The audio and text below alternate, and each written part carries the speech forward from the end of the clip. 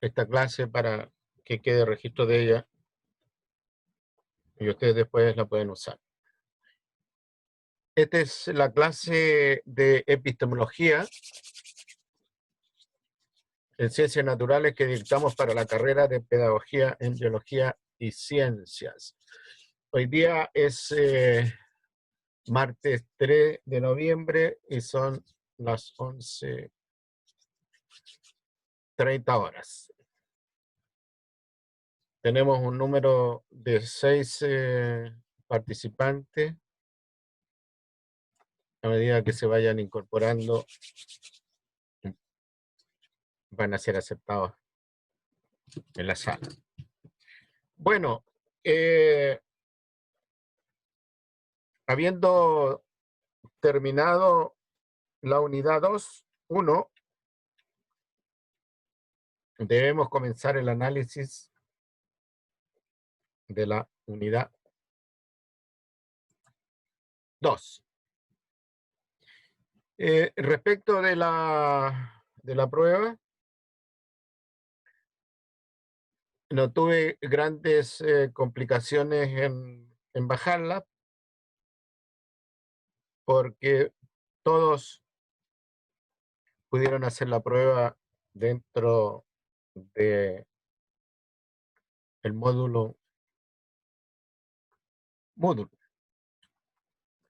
el módulo tarea.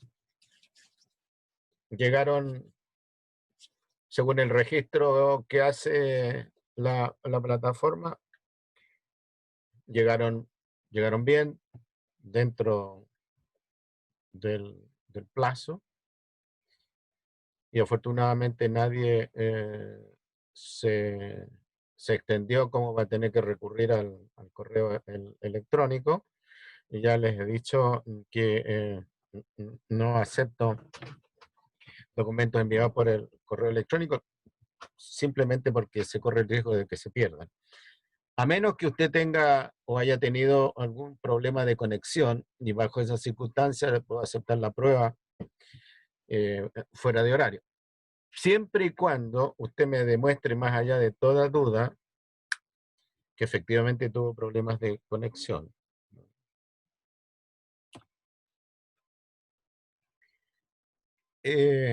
Sin embargo, algunas personas se siguen ajustando a las instrucciones dadas, ¿ya? Y no quieren facilitarme un poco más la vida. Les he dicho que los documentos que me envíen a mí, por ejemplo, prueba o informe, tienen que venir identificados con un código, que en este caso de este curso es EPIBio, una sola palabra, que quiere decir epistemología para biología, 20, que es el año, porque yo después comparo cursos de distintos años. Y el asunto del documento, por ejemplo, prueba 1, Pérez 01, y los autores o dueños del documento, que son ustedes. Y por lo tanto me tienen que ponerle los dos apellidos a ese documento. ¿Por qué los dos apellidos? Porque hay veces hay gente que tiene el mismo apellido. Por ejemplo, Cortés. Cortés es un apellido bastante común, y si me ponen Cortés, yo no tengo idea a qué Cortés se refiere, teniendo presente que en estos momentos yo tengo alrededor de 120 estudiantes. No piense que si usted me manda un documento, yo voy a asumir que usted es el dueño de ese documento. Ahora, si no viene con estas indicaciones, EPIBio 20, Pérez 01, Cortés González, por ejemplo, yo a veces tengo que abrir el documento para ver, ¿ya?, quién es el autor, si no viene indicado el autor. O bien, si no viene indicado de qué se trata el documento. Ustedes comprenderán que a mí me llegan muchos documentos de la universidad, pero también documentos de otras partes, y el listado que tengo yo de correos es grande y aumenta las probabilidades de perderse. Entonces, una vez que una vez que ustedes han enviado a Moodle su documento, lo que tengo que hacer yo es bajar el documento de Moodle y tirarlo a una carpeta. ¿Ya? Pero la carpeta yo la tengo dentro de otras carpetas, o sea, esa carpeta que me va a recibir el documento suyo es una subcarpeta. Probablemente la segunda o la tercera subcarpeta. ¿Ya? Por ejemplo, ya tengo una carpeta que dice EpiBio 20, y dentro de esa carpeta hay subcarpetas, una de las cuales dicen clase, otras dicen guías de autoaprendizaje, otras dicen pruebas, por ejemplo. Y otro montón de cosas, material de apoyo a la clase, etc. Entonces hay carpetas sobre subcarpetas. Por lo tanto, si el documento viene bien identificado, no me significa ningún problema sacarlo de Moodle y pum, ponerlo en la carpeta respectiva. Pero si no viene bien identificado, por ejemplo, del curso. Yo tengo 3 cursos de ecología y si no viene identificado de qué curso estamos hablando, no sé ya a qué curso se refiere. Eso significa que tengo que abrir el archivo, ¿ya? E identificar de qué se trata. Entonces, para el próximo prueba que viene dentro de un mes, les voy a recordar la forma de enviarlo y espero que a esa altura ya todos estén ajustados respecto del envío. ¿Alguna pregunta, comentario, opinión?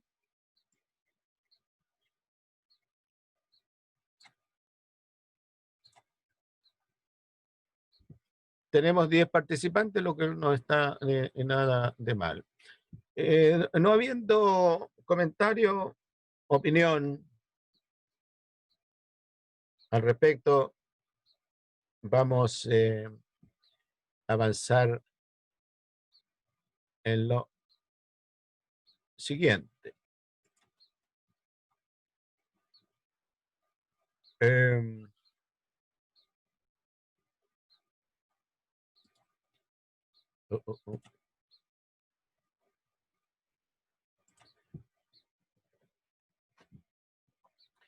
¿Ven lo que estoy mostrando ahí? Gestión del autoaprendizaje. No, profe.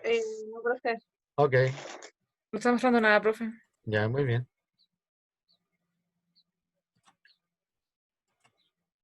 Oh, qué lata. Compartir pantalla. Esta. Esto es la guía de autoaprendizaje correspondiente a la unidad número 2, ¿ah? Que dice la estructura de las ciencias naturales. Por supuesto que nos vamos a referir principalmente a la biología. Y a esto de la estructura hay que agregarle el lenguaje, la estructura y el lenguaje de las ciencias naturales. Bueno, los aprendizajes esperados, ¿ya? Que corresponden a los que están declarados en el programa de clase, la referencia. Aquí hay un aspecto importante. Nosotros vamos a trabajar con estos 3 documentos. Principalmente con el documento de AMAT. En realidad es un libro electrónico que está asequible del catálogo de libros electrónicos de la biblioteca Irma Sala. El libro se llama Invitación a la ciencia, su método y a la biología. Es un libro relativamente reciente, del 2011. Yo en la guía, ¿no?, le pido que hagan algunas actividades con el libro. Por ejemplo, vaya a la tabla 1, que está en la página 47 del libro de Amat. Y usted va a la tabla número 1, va primero a la página 40, digamos, primero va al libro de Amat, después a la página 47 y después a la tabla 1 y ahí trata de responder lo que pide la actividad. Usted puede bajar el libro y ponerlo en su computador. El tiempo de permanencia del libro en su computador está definido. No es un tiempo breve, ya no es como de hoy día para mañana, ya, pero tampoco es un libro para todo el semestre. Tengan ustedes presente que este catálogo de libros electrónicos es una suscripción de la universidad, ¿ya? Y la universidad está pagando esa suscripción. De manera que, la biblioteca central a la cual se conecta la universidad, que tengo entendido que es una biblioteca española, restringe y pone plazos de uso del libro. Ahora, la bajada del libro es relativamente simple, pero se les pudiera complicar a algunas personas que no tienen un computador ad hoc, que tenga las capacidades de que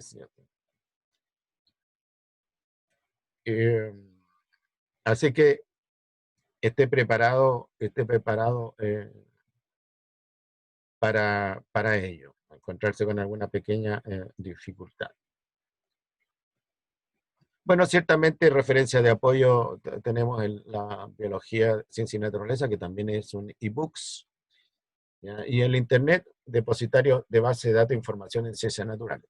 Ahora, tenga cuidado cuando usted baja información, porque en internet hay mucha información. Hay documentos que son escritos por niños de enseñanza primaria o por niños de enseñanza secundaria. Y ciertamente que esas fuentes de información, como el Rincón del Vago, por ejemplo, u otros que están hechos, como el nombre lo indica, para gente que no quiere hacer un esfuerzo intelectual muy intensa, esas fuentes no están permitidas. Fuentes un poquito más complejas y más fidedignas. Ustedes saben que en Internet hay mucha información discutible, sobre todo en ciencia, alrededor de la cual uno puede desconfiar. El desarrollo de la guía. Ahora bien, aquí hay una nota, se lo señalé anteriormente, pero voy a enfatizarlo ahora. Dice, nota, le solicitaremos evidencia del desarrollo de esta guía, de la guía anterior y de la guía que viene a continuación al final del semestre. ¿Ya? Para evaluar su no rendición del examen, siempre y cuando su nota preexamen se encuentre en el rango de 3,8 a 3,9. A mí me da no sé qué, siento un dolor en el alma, me deprimo. Si hay alguien que tiene un 3,8 y tiene que rendir examen, por dos razones. Primero, es mucha la materia, y segundo, en un periodo de una semana o de 10 días se le juntan a usted varios exámenes. Entonces tengo el mecanismo de tomar una decisión y decirle, y quedo tranquilo con mi conciencia, y ustedes también, ¿no es cierto? En el sentido que no puede ser, no sé, que podría ser interpretado como favoritismo del profesor en sanción, en perjuicio de otros, que habiendo conversado esto, siempre y cuando usted esté en el rango de 3,8, 3,9, me pueda rendir evidencia del trabajo del semestre, no evidencia del trabajo del semestre basado en la prueba, porque obviamente no le alcanzó para el 4, pero pueden haber evidencia, ¿no es cierto?, del esfuerzo que le ha puesto al aprendizaje autónomo, trabajando con las guías. Entonces, si usted me presenta, ¿no es cierto?, las 3 guías en una calidad aceptable, bueno, yo lo obvio de presentarse al examen. ¿Ah? Y obviamente eso significa que ese 3,8, 3,9 se transforman en 4 y usted aprueba el curso. Siempre que la calidad de su trabajo amerite. Por eso, dice aquí al final, por ello es importante que en el desarrollo de esta guía se ajuste al protocolo indicado para el desarrollo de la guía número 1. Entonces usted arma, ya, estructura su guía en función del protocolo guía 1, guía 2, guía 3. Yo asumo, note que este es un supuesto mío, que el trabajo de la guía ya a usted le ha dado un set de apuntes, le ha permitido elaborar un set de apuntes, que no necesariamente está estructurado, ¿no es cierto?, en base al protocolo. Y con ese set de apuntes usted pudo rendir la prueba, se pudo preparar para la prueba, ¿sí? Eventualmente consultarlo para la prueba.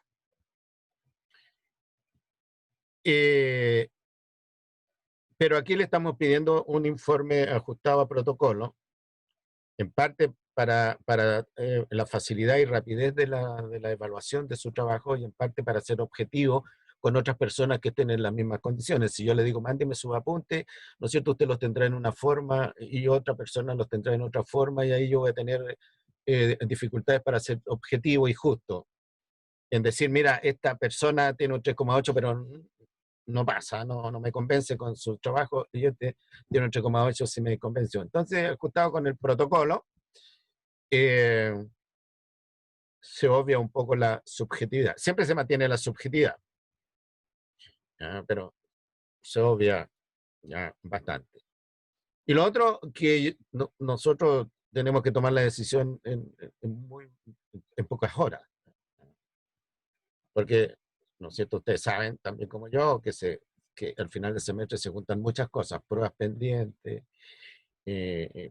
pruebas no rendidas en su oportunidad y examen y qué sé yo. Entonces hay que tomar una decisión rápida y en forma eficiente y parsimoniosa, o sea, justa.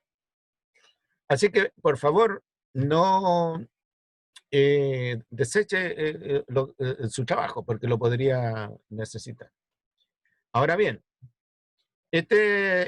hay un segundo supuesto, que este trabajo, estos apuntes, se logran a lo largo del semestre, a lo largo y ancho del semestre, no un trabajo de última hora, de tal manera que si usted está en un 3,8, ¿ya?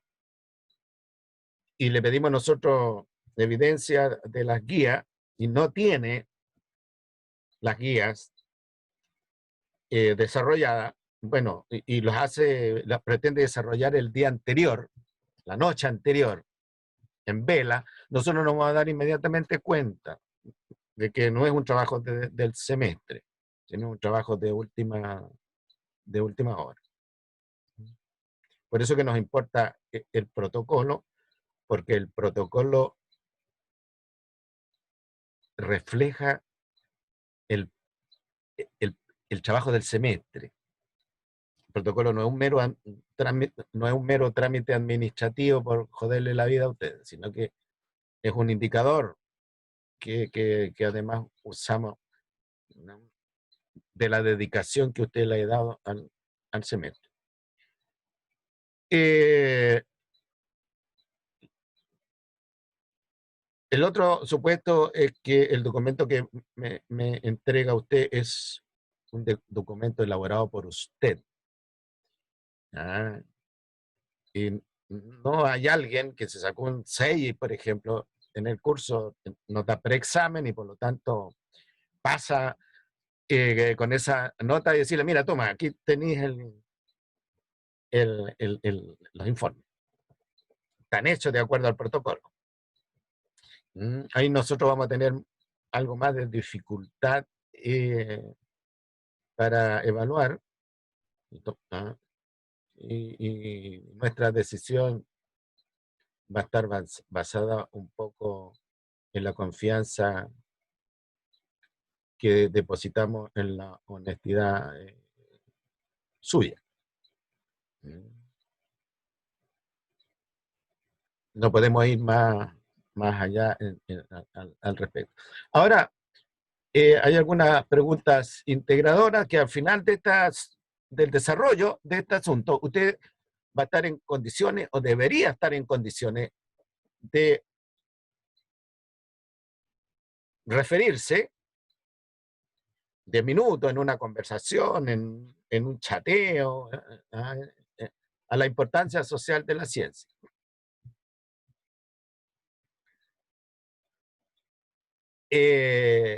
También referirse a las condiciones personales de los personajes relevantes en ciencia. ¿Qué peculiaridades tienen los investigadores en ciencia? Y finalmente, peculiaridades de personalidad, me refiero. Y finalmente, ¿cuál es la estructura de la práctica científica? La estructura de la práctica científica. O sea, dicho en otras palabras, ¿cuál es la estructura de hacer ciencia? ¿Cuál es la estructura de investigar científicamente? Nosotros podemos investigar, ¿ya? Pero no toda la investigación que nosotros hagamos va a ser investigación científica. Afortunadamente en educación están usando el término indagar. Indagar en sentido estricto no es investigar científicamente. Usted puede investigar sobre la clorofila, sobre la fotosíntesis. Ah, perfecto. Antiguamente no se hacía la diferencia. Entonces el profesor daba la tarea, investigue sobre la fotosíntesis. Y la persona indagaba. ¿Ya? Entonces, afortunadamente, ahora nosotros estamos diferenciando en educación científica lo que es la práctica científica en sentido estricto, ¿ah? Y lo que es la indagación o la averiguación. ¿Ya? Entonces, lo que generalmente se hace en los colegios, más que la práctica científica, es indagar en temas de ciencia. Porque la práctica científica es una actividad profesional, rigurosa, que exige formación, que exige método, no es cualquier cosa. ¿Por qué? Porque está referido al conocimiento científico, pues ya el conocimiento científico ya hemos visto nosotros en la unidad 1, que tiene que cumplir una serie de requisitos, una serie de condiciones. De tal manera que no todo el conocimiento que anda dando vuelta y por ahí es conocimiento científico. Entonces, esas 13 objetivos relacionados con esta pregunta integradora, tiene que usted ser capaz de manejarse adecuadamente bien. En el punto 3, donde dice la estructura de la práctica científica, ahí, como dije hace un momento atrás, hay que incorporar el lenguaje. El lenguaje que usa la ciencia. En términos de leyes, en términos de leyes, en términos de teorías, en términos de paradigmas, toda esa jerga que circula alrededor de la práctica científica.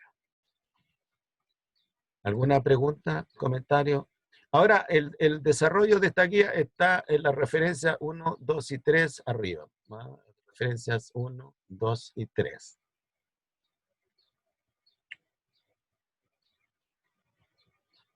Ahora, respecto de los artículos, hay un análisis bastante interesante. La pregunta es, ¿existen leyes en biología? Algunos dicen que no hay leyes en biología y otros dicen, sí, bueno, hay algunas leyes. Y yo dan las razones de por qué no hay tantas leyes como hay en física, hay en química. ¿Ya? Y después una cosa más general que habla de las leyes en ciencia. Estos dos artículos no son tan simples. Requieren de una lectura, una relectura y de una reflexión, de una conversación entre ustedes. Una conversación en clase conmigo. Pero vamos a ver cómo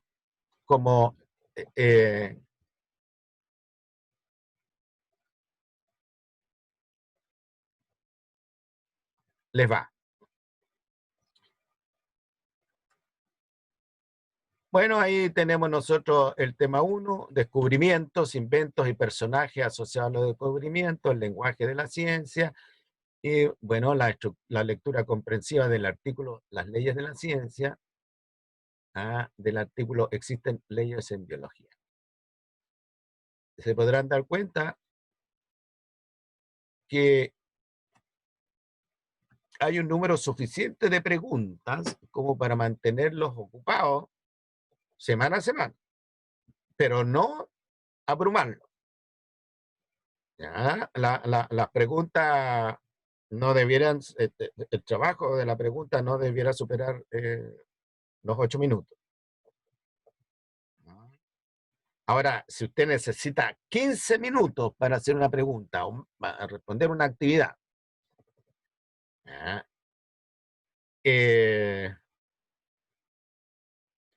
Tiene que mejorar su estrategia, porque las preguntas no están hechas para que tome tanto tiempo. Y una de mejorar la estrategia es ajustarse a lo que se le está pidiendo. Y para eso tiene que leer bien la pregunta, reflexionar en torno a ella y asegurarse que la entiende. Por ejemplo, la pregunta 1 que yo estoy viendo, explique la función social del invento.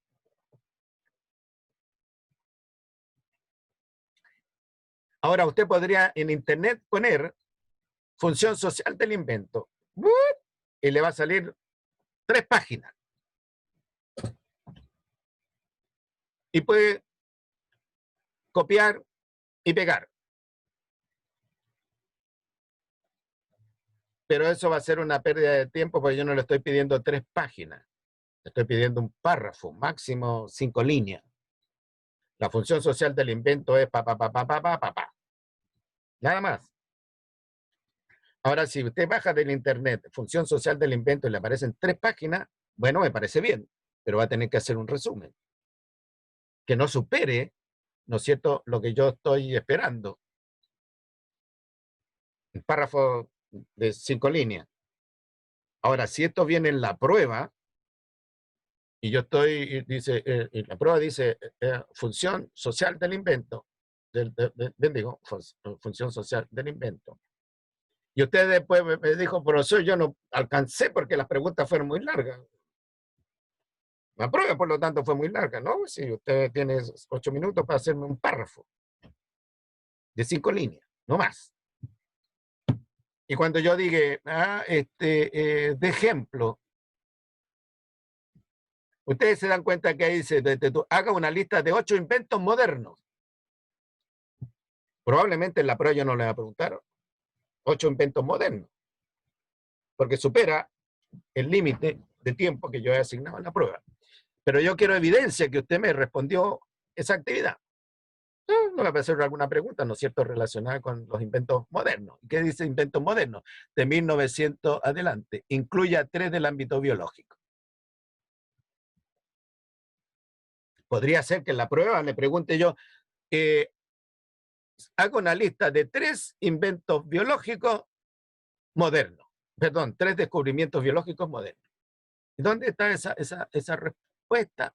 Está dentro de la pregunta 8, que habla, ¿no es cierto?, una lista de 8 descubrimientos modernos. Como usted es profesor de biología y ciencias, bueno, se lo he dicho en otras oportunidades, tiene que manejarse bien con los inventos, ¿no es cierto?, en física, en química, en biología. No lo voy a pedir en otras cosas.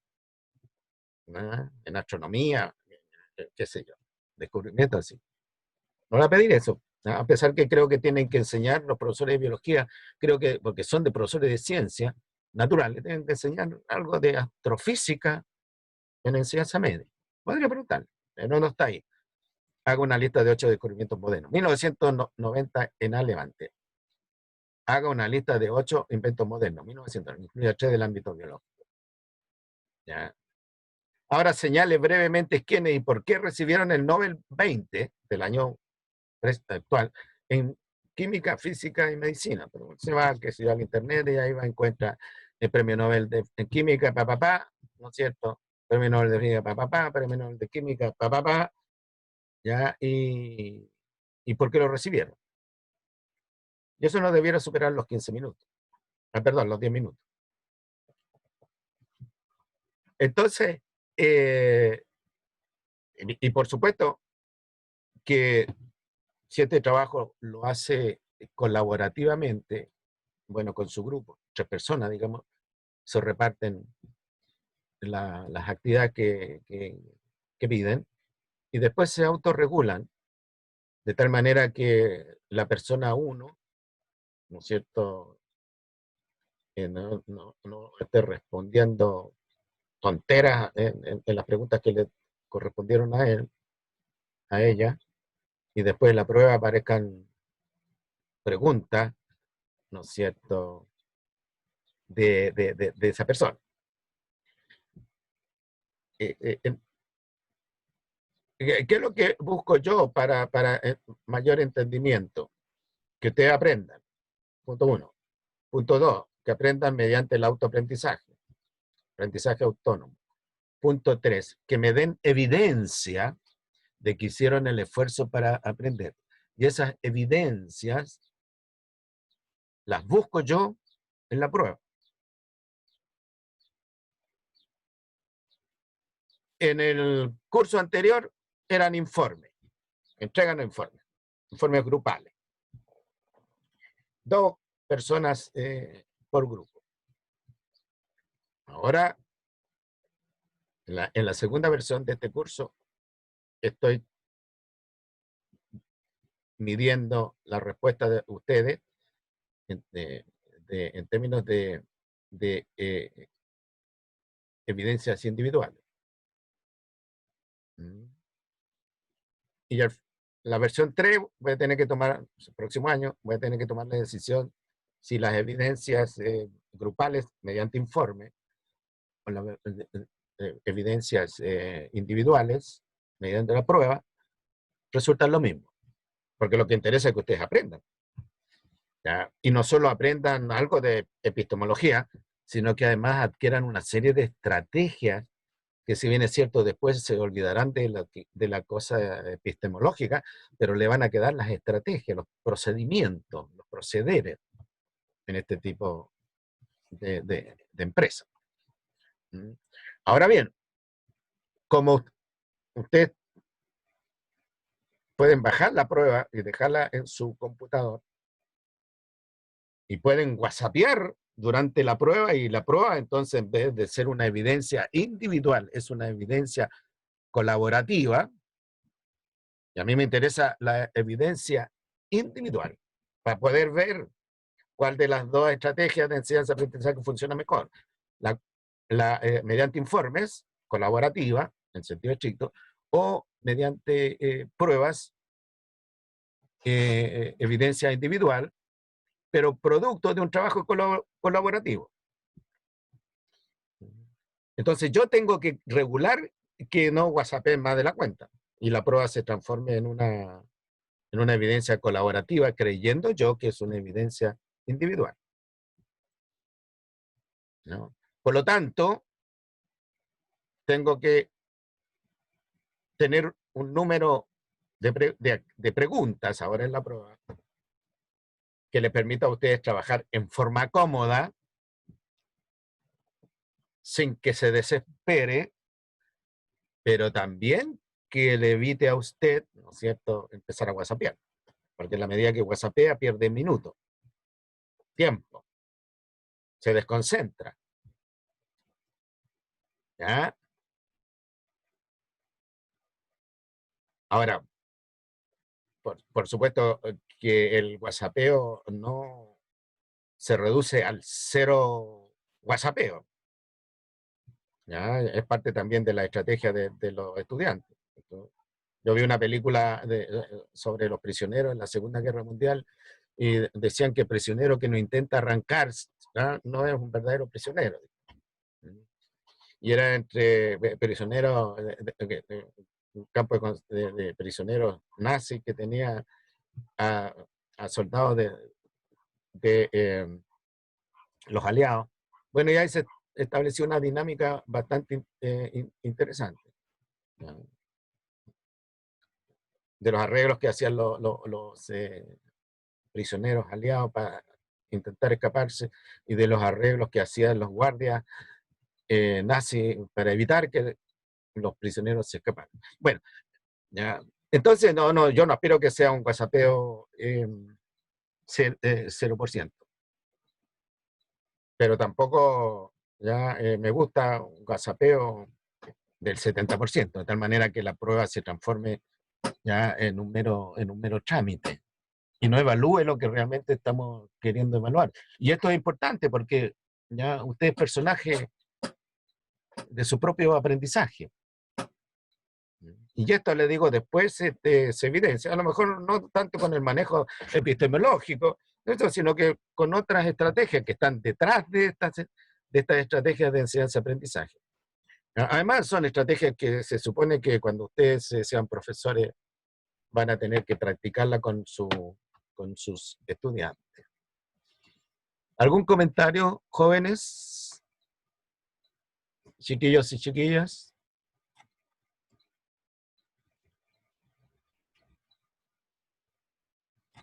Bien, excelente.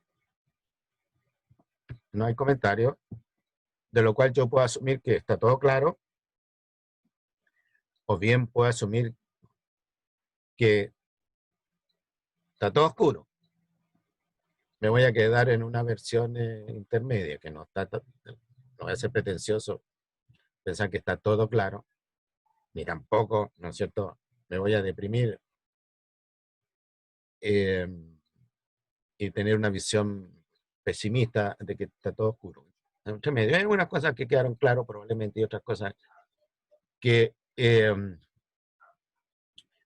podrían no estar de acuerdo ustedes, lo cual eso está bien, no tenemos por qué estar todos de acuerdo.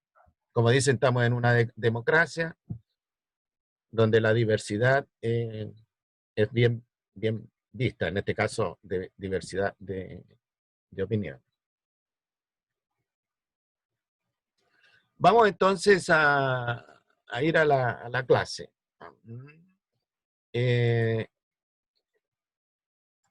Ver lo que está presentado ahí.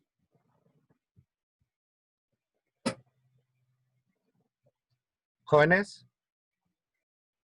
Sí, profe, sí se ve. Ya está.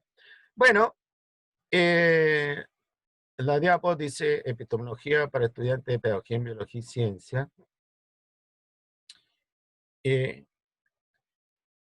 Esta clase establece la conexión entre la unidad 1, ya podríamos haber tratado en la unidad 1, pero el tiempo nos pilló por la semana sin conexión, o como inicio a la unidad 2. Productos de la práctica científica en ciencias naturales. Fíjense ustedes que está bien restringido, ¿no? En ciencias naturales, considerando, ¿no es cierto?, biología, física y química. Productos de la práctica científica son los resultados, ¿ya?, de la investigación científica, del quehacer científico. Yo prefiero llamarlo práctica científica. Lo que hacen los científicos. Y aquí hay que hacer una diferencia conceptual entre lo que es ser científico y lo que es ser investigador en ciencias naturales. Por ejemplo,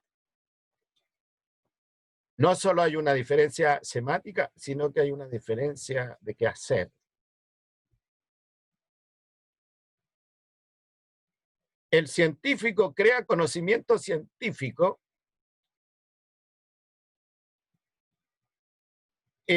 según los estándares epistemológicos que se exige a la ciencia.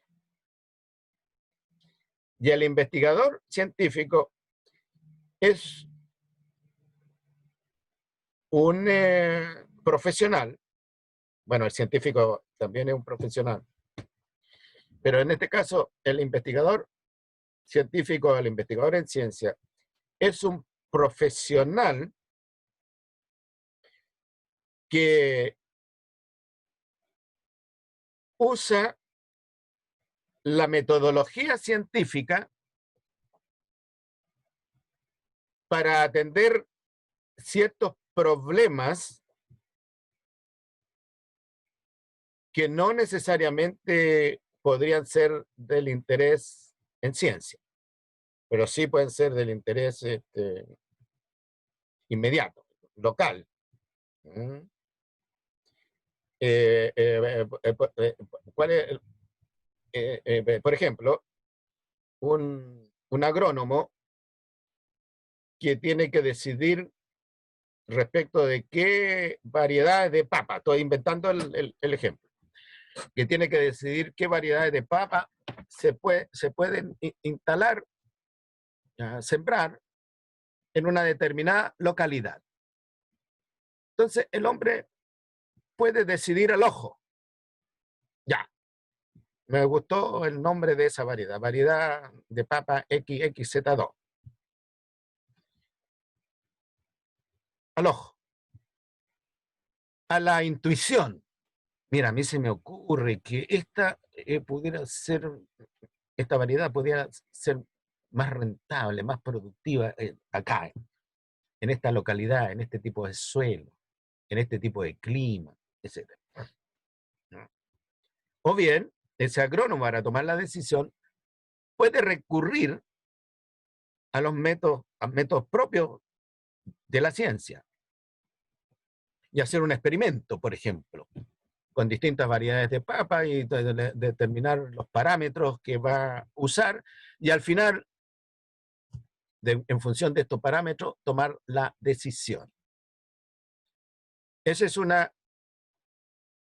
investigación que no necesariamente es científica en el sentido estricto de la palabra, de acuerdo a los cánones, ¿ya? Porque el producto del conocimiento es un conocimiento local. Aplica la variedad tanto, se da mejor acá, en estas condiciones de suelo, en estas condiciones de calidad de agua, en estas condiciones de clima. Se da acá, no es universal. La ciencia predica que el conocimiento es universal. La ciencia en sentido estricto. La ciencia con los cánones epistemológicos que hemos hablado. De tal manera que el conocimiento que se logra en un lugar se da en otro lugar, y en otro lugar, y en otro lugar. Es más, puede decirse que se da en todo el universo. Esta es una de las grandes aspiraciones de la ciencia, que el conocimiento sea en sentido estricto universal, o sea, se da aquí, en la Quebrada del Ají, y en otras partes del universo. Por ejemplo, ya, de acuerdo a las leyes de Newton, si dos autos, van a 80 kilómetros, ¿no es cierto?, y chocan de frente, las leyes de Newton producen una serie de efectos. Y esos efectos se van a dar aquí en La Serena, se van a dar en Santiago, se van a dar en alguna parte en China, se van a dar en alguna parte en Rusia, ¿no? O sea, las leyes de Newton, ¿no es cierto?, referido a esto, ¿ya?, se aplican independiente del contexto. O sea, dicho en otras palabras, si dos objetos que vienen a una determinada velocidad se encuentran, se va a producir un choque con una serie de efectos. Y esto va a ocurrir aquí, pero ya. Ahora bien, en el espacio interestelar, si dos cuerpos, dos meteoritos se encuentran, se van a producir efectos similares a los que se producen en el choque de dos autos. Pero si yo soy agrónomo, estoy decidiendo qué variedad de papa, ya le sugiero al agricultor sembrar acá en La Serena, Bueno, puede que esa variedad de papa sea exitosa en La Serena, pero no exitosa en Ovalle, ni exitosa en suelos agrícolas de Santiago. ¿Ya? Entonces, hay que diferenciar, ¿ya?, entre lo que es el científico, así a secas, lo que es el investigador en ciencia. La mayoría de las personas que trabajan en ciencia son investigadores en ciencia, porque el ser científico demanda, exige una serie de condiciones que no las da el país, no las tienen las personas, etc. No es casualidad que en estos momentos los premios Nobel en ciencia se hayan radicado en Estados Unidos. ¿Ya? Y que sean, y que sean claramente asociados a las ciencias naturales. Ahora aquí hay algunas tesis que vamos a ver si las podemos discutir. Primera tesis. Vivimos una civilización dominada por la ciencia y la tecnología. Segunda tesis. Vivimos en una sociedad del conocimiento, donde el conocimiento que predomina es el conocimiento científico técnico. Tercera tesis. El perfil actual de la ciencia es la tecnociencia. Y última tesis, el conocimiento científico es neutro. ¿Alguna opinión respecto de alguna de estas tesis? ¿Usted está de acuerdo, por ejemplo, que vivimos una civilización dominada por la ciencia y la tecnología?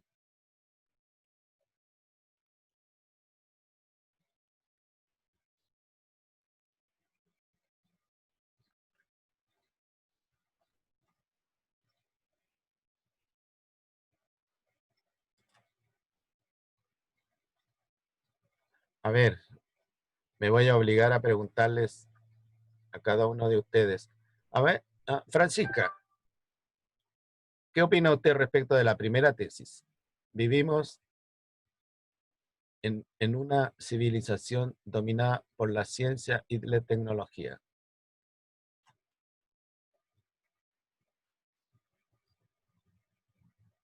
¿Está Francisca?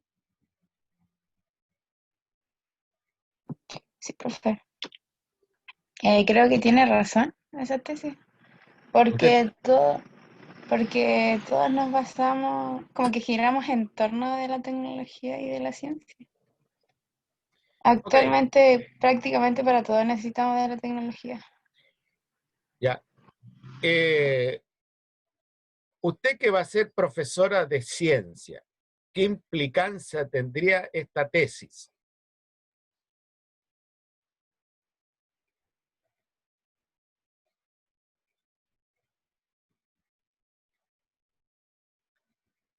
¿Me entendió la pregunta?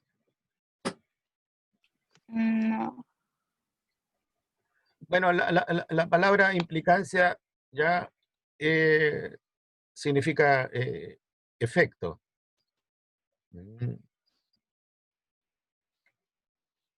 ¿Qué efecto tendría sobre la enseñanza de la ciencia y técnica, pongámosle, acopladita, en una civilización dominada por la ciencia y la tecnología?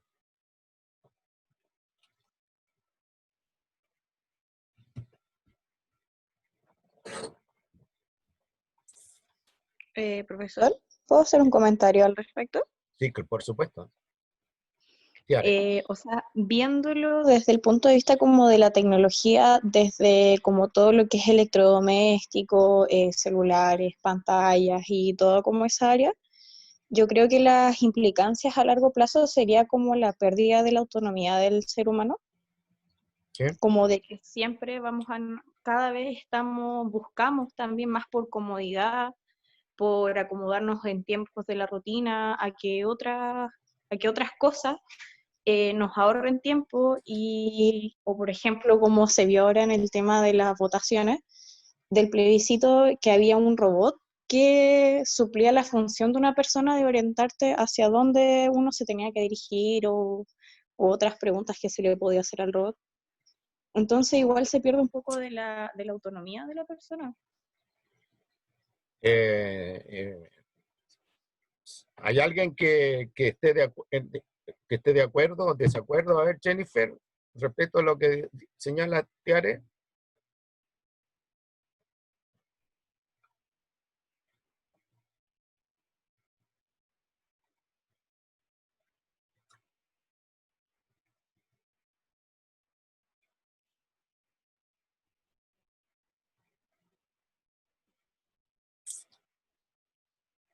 Brian.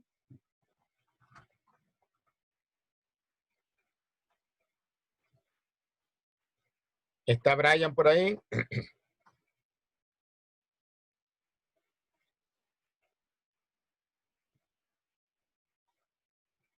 Profe, igual como anexo a lo que dijo Tiare, también tenemos que tener en cuenta que la ciencia y la tecnología no es algo tampoco tan lejano. O sea, vemos ciencia todos los días cuando cocinamos, por ejemplo. Y podemos darnos cuenta, por ejemplo, de que el simple hecho de poner el hervidor ya es un avance tecnológico que representó una revolución en su momento, que el poder calentar a través de movimientos de electrones. Bueno, Así que, hay- sí, déjeme terminar la idea. Entonces podemos decir de inmediato que vivimos en una civilización dominada o donde la ciencia y la tecnología está muy presente, desde el ok, momento en que nos despertamos gracias a una alarma que pusimos en nuestro celular. claro. Ahora, hay que diferenciar eso sí, y esto, por eso te interrumpí. Hay que diferenciar lo que son los productos de la ciencia, como por ejemplo el microondas, un producto de la ciencia, de lo que es la ciencia, lo que es la ciencia en sí. ¿Ya? La ciencia en sí se hace, se hace en laboratorio, se hace en institutos especializados, se hace en la mente de las personas. ¿Te fijas? Lo que nosotros, el ciudadano común y corriente en una casa, lo que ve ya, son los productos de la ciencia, los productos de la inventiva humana que está representado por el televisor, por el microondas, por el computador, etcétera. De lo que señalaba Tiare, ¿a ustedes les asusta vivir en una civilización dominada por la ciencia y la tecnología?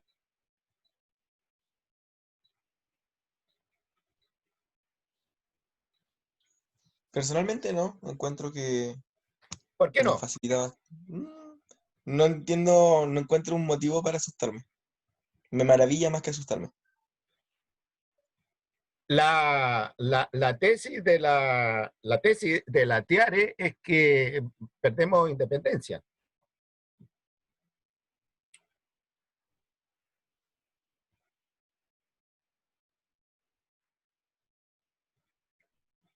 ¿o no? Esta pérdida de independencia no se refiere la Tiare como, se lo entiendo, a la libertad de movimiento, sino que la pérdida de independencia es un poco más, más profunda, digamos. Bueno, hay algunas películas de ciencia ficción de los años 50, ¿ya? Cuando todavía no se inventaban los computadores personales, una película que habla de cómo los computadores de esos años eventualmente terminan controlando al ser humano, lo que hace el ser humano. Ahora bien, ¿ya?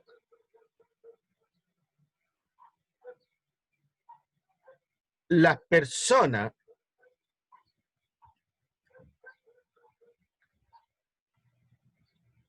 lo voy a plantear de otra manera.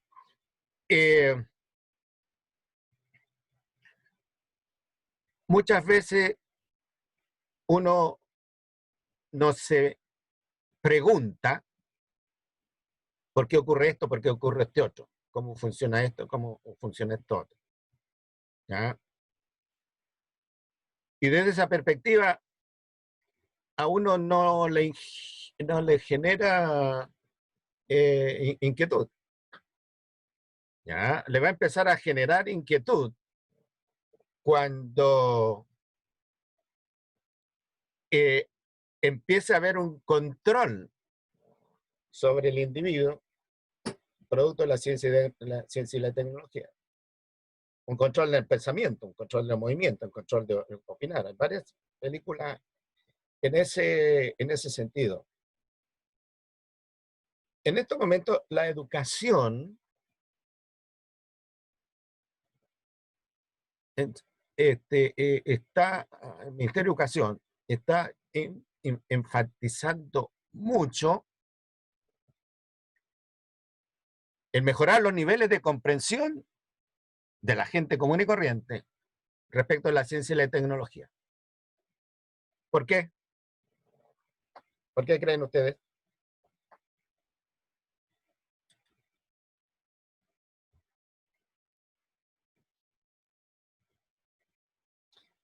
Y en el futuro cercano, los profesores de ciencia van a ser profesores bastante importantes, mucho más importantes que los profesores de filosofía, los profesores de arte.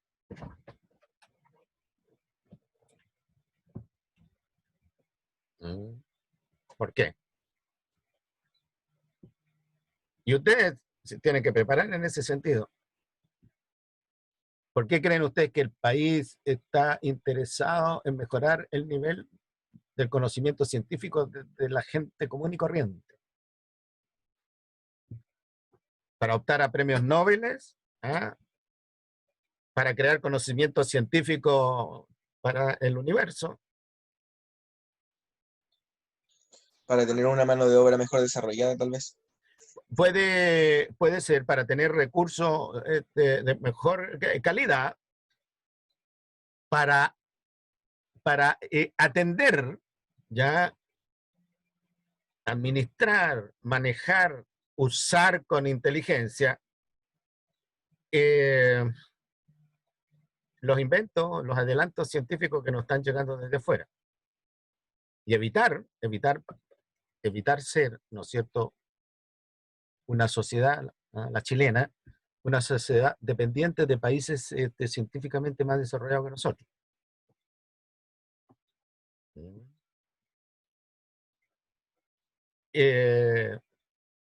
Fíjense que una de las razones por las cuales señalan que le costó tanto al gobierno que la gente entendiera que tenía que mantener las distancias, ¿no es cierto?, y usar mascarilla, todas estas cosas, una de las razones,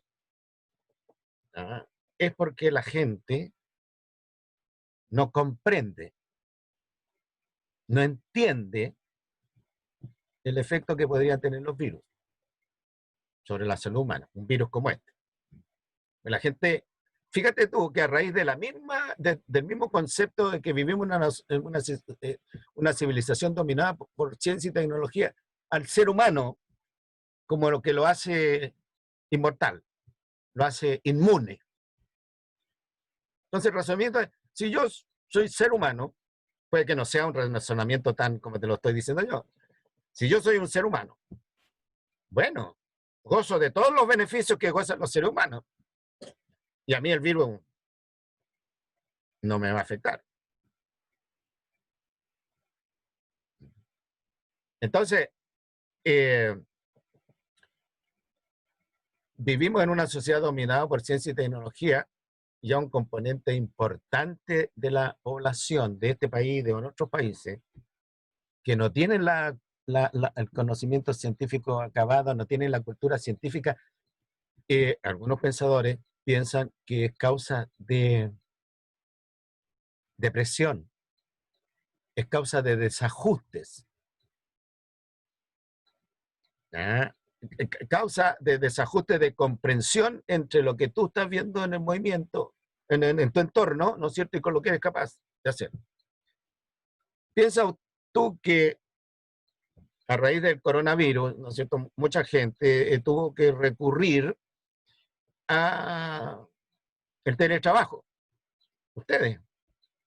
La pregunta es, ¿ustedes están lo suficientemente preparados como para no sentirse abrumados, superados, atosigados, asustados por toda esta dinámica? Piensa un señor de la tercera edad, con 70 años, que le dice, mire señor, tiene que hacer el trámite por internet. Y yo no sé de ciencia, no sé manejarme con internet, ahí tenía un producto de la ciencia moderno, no sé manejarme con internet. Yo ayer, ya, no te miento, perdí toda la tarde, terminé pero emputecido con la Falabella porque no podía pagar yo la cuenta de la CMR, porque cambiaron el sistema y me mandaban para allá, me mandaban para acá, no me respondía mi celular, no me respondía la computadora, un enredo. Traté de comunicarme por teléfono, nadie me contestó. ¿Ah? Finalmente me contestó Mía, que es un robot. ¿Qué le voy a pinchar yo a la Mía? Nada. ¿No? Si yo voy a comprar un zapato y los zapatos me quedan malos, puta, le reclamo a la vendedora del zapato, aunque la vendedora del zapato no tiene nada no tiene ninguna culpa, pero yo me tengo que desahogar con alguien. ¿Te podías desahogar como en una computadora, con una grabación, con la famosa Mía? No sé si ustedes tienen esa experiencia. Entonces la Mía, frente a una pregunta que hice yo, también me mandó respuesta y respuesta. Váyase para acá, si no puede, váyase por este lado, si no puede por este lado, váyase por otro. Al final me contacté por pura casualidad. Por tanto, dale que dale, dale que dale. Yo tengo una experiencia, ya, yo soy profesor primario, entonces estaba haciendo la práctica de profesor primario. Y la clase era las comunicaciones modernas. Y estoy hablando del año 65. La práctica era las comunicaciones modernas, primer año, básico. En esa época era primer año primario. ¿Ya? Entonces me tocó atender a un chiquitito. Yo tenía la práctica en una escuela pobre, ¿ya? Con gente de escasos recursos, obviamente, ¿ya? Con un nivel social, como le llaman, relativamente bajo. Y el ejercicio era usar el teléfono, usar el teléfono. No te miento, hicimos llamada telefónica con otro compañero, qué sé yo. Te estoy hablando de los años 64. Hicimos hablar por teléfono al niño. El niño tiritaba hablando por teléfono. Asumo yo que le significaba un misterio el hablar por teléfono. La voz que le salía del otro lado le era un misterio. Otro ejemplo, experiencia mía, estando en Estados Unidos, haciendo una tarea. Yo, tratando de hacer la tarea ya frente a una computadora. En esa época no existían las computadoras personales. Estoy hablando del año 74. No existían las computadoras personales. Entonces, cuando uno hacía tarea, se conectaba a unos tremendos monstruos, ¿no?, que se llamaban las computadoras mainframe computer, las computadoras principal, ¿no?, que estaban en el centro del campo. Se conectaban a través de terminales tontos que le llamaban. Un notebook, ponte tú, ¿eh?, pero que no tenía nada de personal, sino que se conectaba. Estaba yo, y al lado mío había un gringo, estudiante de high school, de primer año de la universidad, y al lado mío había un africano. ¿Ya? Los tres estábamos haciendo una tarea. ¿Ya? El gringo de primer año, tecleando al tacto, absolutamente cómodo frente al tema. El africano tiritaba de nuevo. ¿Ya? Y yo tratando de estar entre medio. Porque en esa época los sistemas eran tan poco amigables que tú podías estar una tarde trabajando y apretabas el botón equivocado o apretabas el botón de lado y se te iba todo el trabajo en forma instantánea. ¿Ah? Entonces, bien, interesante la observación de Thierry en el sentido de que la ciencia y la tecnología se va haciendo cada vez más complicada, a grupos humanos los va dejando afuera.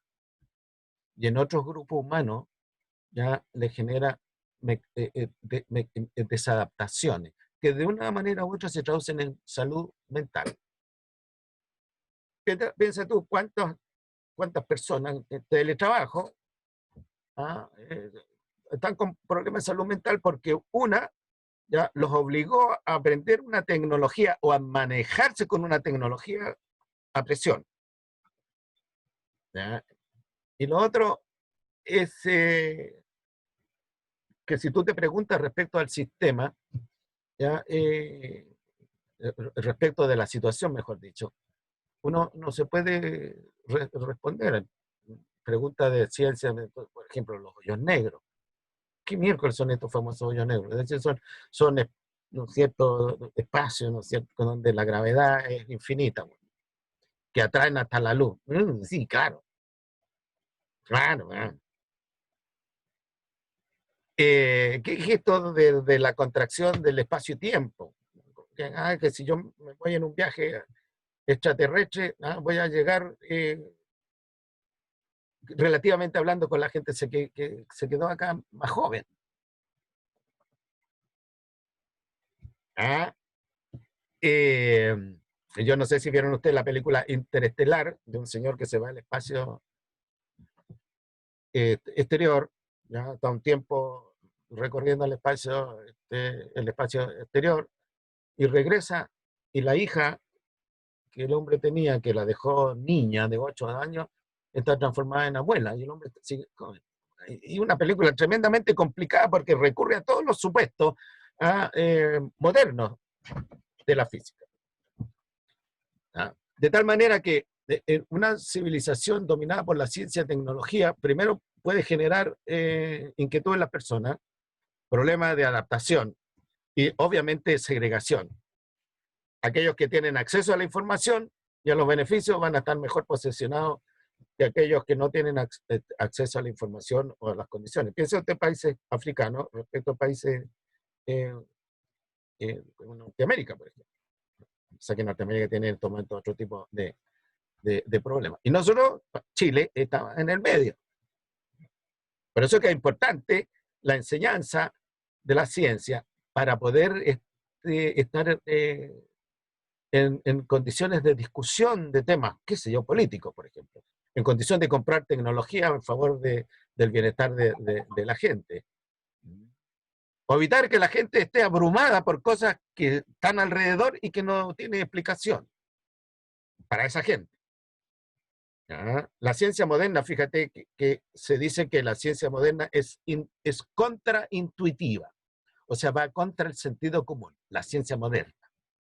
La ciencia clásica es intuitiva, va a favor del sentido común. Entonces, para algunos, no es sorpresa que una manzana se caiga del manzano, ¿verdad? Es el sentido común, es como obvio. Pero eso le costó harto esfuerzo y harta observación, ¿no es cierto?, a Newton. ¿Por qué? Porque era una generalización universal. Manzana que se caiga, que esté acá en Chile, manzana que se desprenda del árbol que está en Chile, que está en otra parte del mundo, se va a caer al suelo. No, se va por una ley, que se llama de gravitación universal. Pero la ciencia actual no es obvia, no es intuitiva. Y si ustedes tuvieran que enseñar ciencia actual, yo estoy seguro que tendrían problemas. Se les generaría inquietud. ¿Cómo enseño esta cosa a los estudiantes? Esta cuestión que es complicada. Ya explicar la famosa ecuación de de Einstein, qué sé yo, que energía igual a m por C al cuadrado, no llegar y decir, mira, es como multiplicar A por B al cuadrado. De tal manera que la, la, la, la ciencia, si bien es cierto, ha favorecido el bienestar humano, también desde el punto de vista filosófico y epistemológico lo ha ido complicando, lo ha ido haciendo más difícil de entender el entorno que nosotros vivimos. Después vivimos en una sociedad del conocimiento donde que predomina el conocimiento científico tecnológico, sin lugar a dudas. Por eso que hay países que se esfuerzan mucho en avanzar en esto del conocimiento científico tecnológico, porque les da un estatus respecto de otros países que no tienen.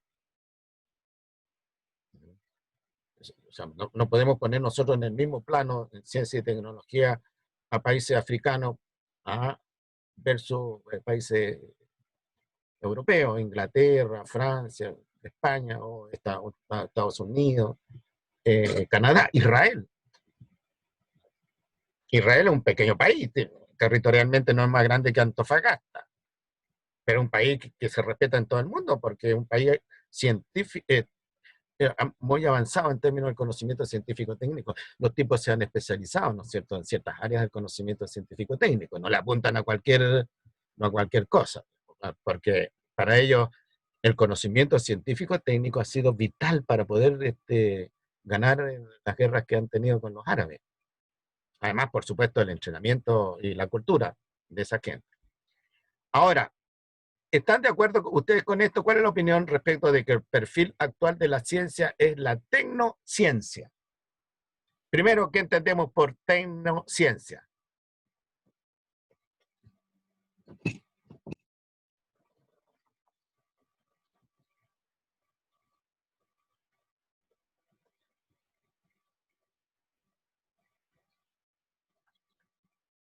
¿Alguna opinión al respecto?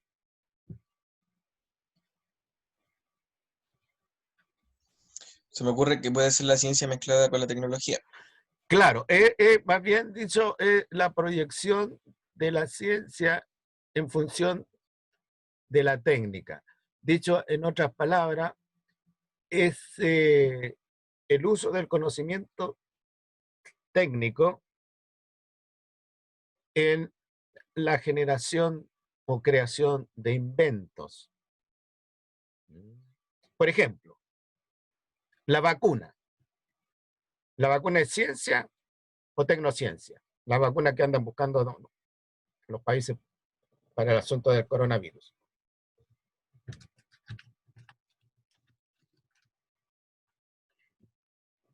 Es un ejemplo de tecnociencia. Si no hubiera, ¿no es cierto?, este problema del coronavirus, no andaríamos buscando una vacuna contra el coronavirus. Ahora, todo lo que nos rodea a nosotros, los computadores, ¿no es cierto?,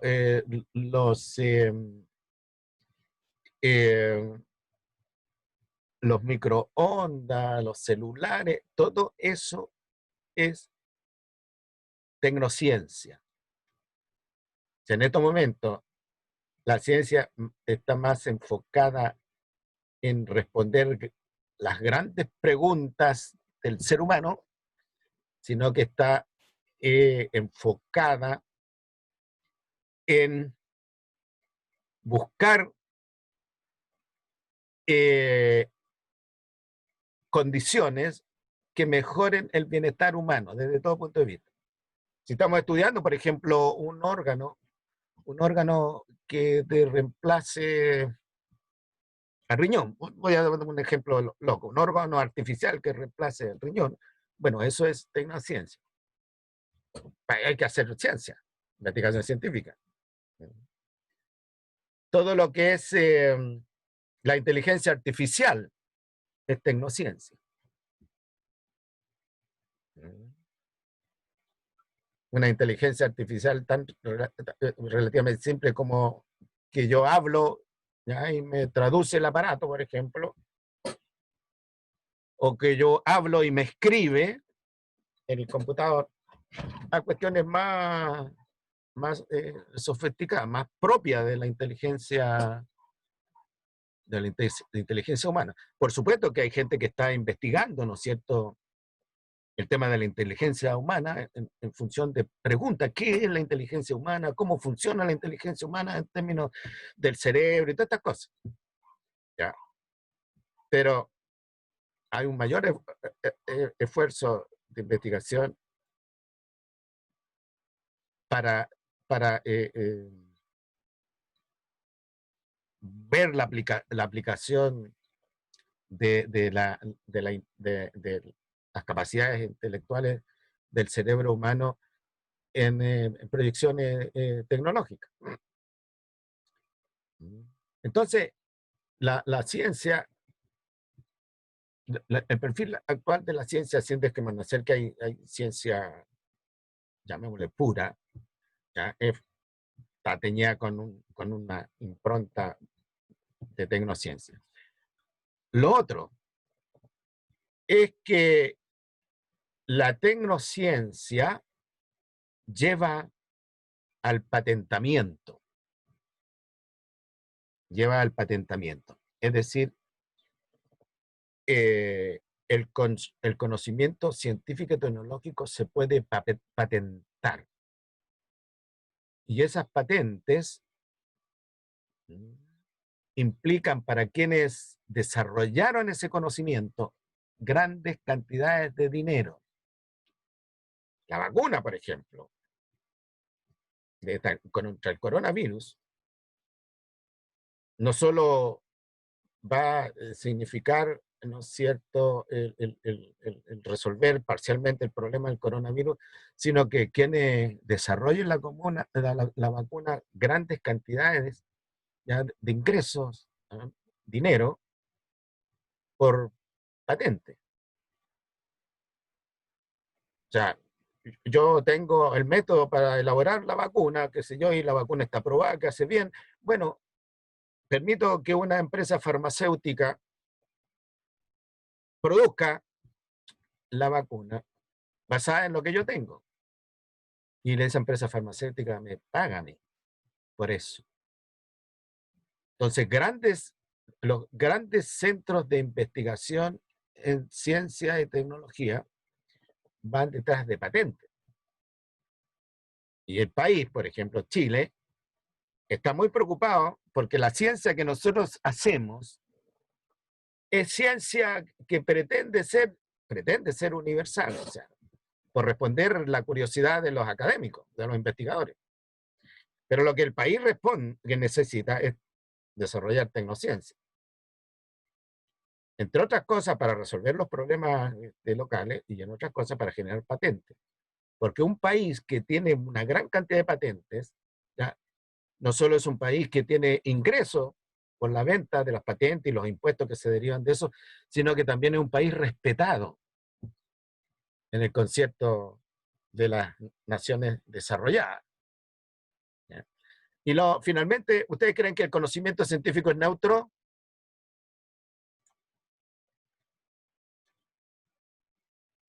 Creo que esa es como una de las grandes características del conocimiento científico. No importa lo que pienses, son cosas, son fácticas. Mira, eh,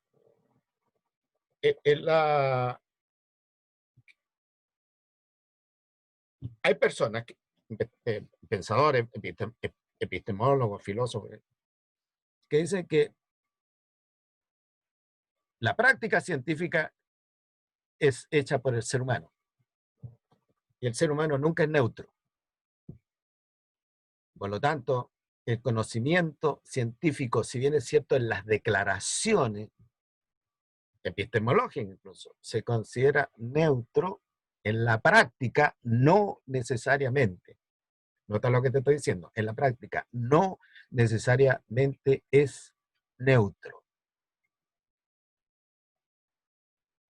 En los años 70 o 60. En los años 60, 70. Bueno, por allá, los años 60, 70. Había una situación política que se llamó la Guerra Fría. Se le llamó la Guerra Fría porque vino a consecuencia de la Guerra Caliente. ¿Ya? Y la Guerra Caliente fue la Segunda Guerra Mundial. ¿Ya?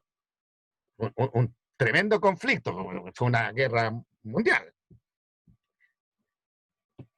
Ganaron los aliados, ¿no es cierto? Vencieron a los japoneses, vencieron a los alemanes, ganaron los aliados. Pero habían dos bloques políticos que se fueron separando después de haber estado juntos en la guerra. O sea, les costó mucho que se juntaran. Y al final se juntaron. ¿Ya? Pero después se fueron separando. Un bloque ideológico representado por Estados Unidos y un bloque ideológico representado por Rusia. ¿Ya? Y una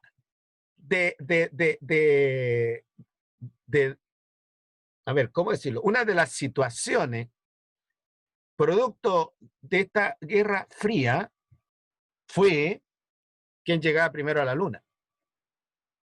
Y todo un esfuerzo científico se concentró en Estados Unidos y otro esfuerzo científico se concentró en Rusia, en la Unión, ¿cómo se llama? Que ahora ya no existe la Unión Soviética. Entonces, cuando los rusos lanzaron al espacio la famosa perra laica, el comunismo se sintió, ¿cuánto se llama? Engrandecido. Y cuando los norteamericanos lanzaron, a continuación del Sputnik, lanzaron su satélite más complejo, ¿ya? El capitalismo, el liberalismo, el imperialismo, qué sé yo, se sintió protegido, engrandecido. Eso te demuestra que el conocimiento científico en la práctica no necesariamente es neutro. Tiene un componente, puede tener un componente político y ahora tiene un tremendo componente comercial. Ya te digo, haz un invento, patenta ese invento y te puedes hacer millonario. Thomas Alva Edison hizo una serie de inventos producto de la investigación que hacía el hombre, pero el hombre más que investigador era inventor. Terminó millonario con su invento. Es clásico el ejemplo de Edison. Y muchas empresas farmacológicas que se dedican a inventar, descubrir medicamentos para las distintas enfermedades que hay, pues ganan millones por el tema de las patentes. Piensa tú, Merck, lo que gana Merck vendiendo el ácido acetil salicílico. Y las ventas de Merck aumentaron cuando se descubrió que el ácido acetil salicílico bajaba las probabilidades de infarto al corazón. Y ahora todos los que son hipertensos le recetan una pastilla a nivel mundial. Una pastilla de ácido acetil salicílico al almuerzo. A propósito, me tengo que ir a tomar uno pronto, porque ya es la 1. Ácido acetil salicílico. ¿Y de dónde salió el ácido salicílico? De un compadre, un químico, que lo encontró, ¿no es cierto?, en un tipo de sauce, en la corteza de un sauce. Encontró un compuesto que tenía ciertas propiedades medicinales. ¿Ya? Y el descubrimiento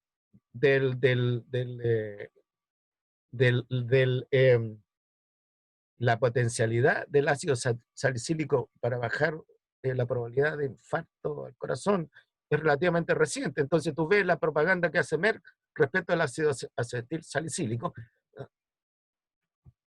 gente de la tercera edad que está aumentando a nivel mundial. La hipertensión está aumentando a nivel mundial. Los infartos al corazón, al cerebro, están aumentando a nivel mundial. Un gran negocio para Merck. ¿Para qué decir los inventores de software, de inteligencia artificial? Un gran negocio. ¿Ya? Los ingenieros que están metidos en el diseño de motores para los autos, ¿ya? Autos que se usan a nivel mundial.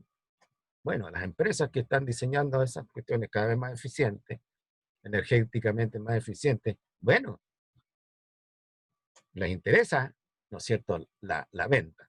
Entonces, si bien es cierto, en sus declaraciones, el conocimiento científico está declarado neutro, compartido, ¿ya? Tiene un componente que no necesariamente es neutro, y lo practican los países, lo practican las grandes empresas, y lo practican muchos investigadores. ¿Ya? Hay por ahí un libro que se llama La sociología del conocimiento científico. Y hay investigadores que se transforman prácticamente en empresarios de la ciencia. Donde, claro, investigan, pero su propósito no es nuestro, patentamiento. Patentamiento, patentamiento, patentamiento. ¿Y cuáles son las exigencias que tienen los investigadores chilenos ahora? Mejoren el nivel de patentamiento. Pues necesitamos patentes. ¿Ya? Y a nosotros, los académicos que investigamos, mire, su investigación neutra, sí, claro, son los resabios del siglo XIX, de inicio del siglo XX. Ahora queremos la ciencia, es tecnociencia, patente. ¿Ah? Entonces los ingenieros tienen presión para que las unidades para desarrollar cosas. Nosotros en biología, los colegas están investigando cómo desarrollar algunas técnicas, ¿ya? De enseñanza de la biología celular en base a pequeños inventitos que eventualmente se pueden patentar. Porque claro, se patentan y los ministerios de educación de otros países, ¿no es cierto?, las escuelas de acá los compran y qué sé yo, y se produce el producto en masa. Y se vende masivamente. Entonces, ojo, eso.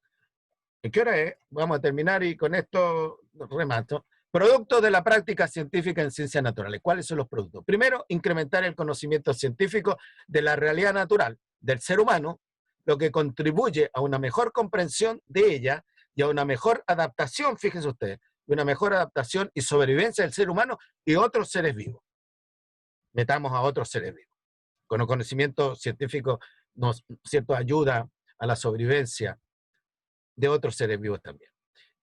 Segundo producto, incrementar el conocimiento filosófico, lo que hemos estado conversando, y epistemológico sobre la creación del conocimiento científico.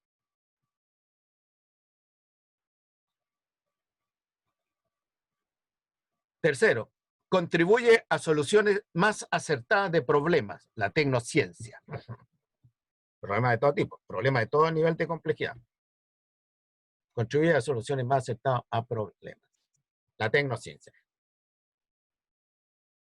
Y tercero, crea condiciones que favorecen la ocurrencia, el conocimiento, la práctica científica, crea condiciones que favorecen la ocurrencia de descubrimientos e invenciones que van en beneficio del ser humano y otros seres vivos. Originalmente estaban declaradas en beneficio del ser humano, ¿no? Pero ahora, ¿no es cierto?, con extensión del ecologismo, del ambientalismo, del animalismo, los derechos de los seres vivos y todas estas cosas, bueno, otros seres vivos se verán beneficiados del conocimiento científico. Pero el conocimiento científico obviamente lo hace el ser humano. A lo mejor en el futuro ya, otros organismos van a hacer también conocimiento científico. Bien, y con esto voy a terminar, no voy a tratar esto, ¿ya? Los temas que quedaron pendientes, inventos y descubrimientos científicos. Una colita de lo que está acá, crea condiciones que favorecen la ocurrencia del descubrimiento e invención. Fíjense ustedes que el señor que descubrió la función antibiótica de la penicilina, lo descubrió por accidente, está investigando otras cosas en su laboratorio, está ahí pendiente de lo que él está investigando. Entonces de repente un resultado no concordó con lo que él pensaba que tenía que ser el resultado. Y empezó a averiguar, ay, ¿qué es lo que pasa? ¿Qué es lo que pasa? Y así descubrió el fenómeno de la antibiosis. Y descubrió la penicilina. Y ahora la penicilina que ustedes encuentran y algunos otros antibióticos es producto del laboratorio. Son sintéticos. ¿Ya? Producto de investigaciones que lograron inventar, ¿no es cierto? O descubrir ahí, lo vamos a discutir en la próxima clase, cómo sintetizar en laboratorio un producto con potencialidad antibiótica. Aparecieron los antibióticos. ¿Ya? Eso se transforma en patente y se transforma en medicamentos que se reparten a todo el mundo, con sus costos. Y por lo tanto, ingresos para las empresas. Esa es la importancia de la ciencia actual. Bien, jóvenes, en la una se va a cortar y a mí no me gusta que me dejen las palabras en la boca, así que nos vemos la próxima semana. No olvidar trabajar las guías. Nueva función. Listo, chiquillos. Que tengan una buena tarde. Hasta luego. Gracias por quedarse al final, Francisca y Jennifer. Me lo recuerda al final del curso. Profesor, Luego, profe. chao. Chao.